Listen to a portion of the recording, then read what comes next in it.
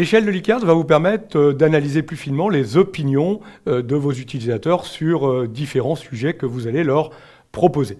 En fait, vous allez indiquer un certain nombre d'affirmations et vous allez leur demander de noter chacune de ces affirmations en leur proposant une échelle de notation. Regardons comment cela fonctionne. Il vous suffit tout simplement d'ajouter une question en allant dans le petit chevron ici de type Likert.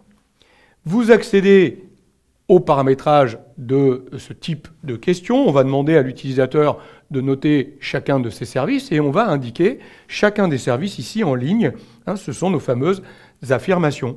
Donc ça pourrait être l'accueil, ça pourrait être la décoration, ça pourrait être la qualité des plats, la diversité des plats, et ainsi de suite. Vous allez comme ça saisir l'ensemble des affirmations.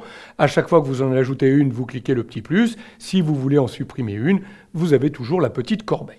Et vous allez maintenant indiquer l'échelle de notation. Donc là, on pourrait par exemple dire ici que c'est horrible. Et puis, plutôt ici, dans l'option 5, ce sera excellent. On pourrait dire ici que c'est très médiocre. Qu'ici, c'est tout simplement passable,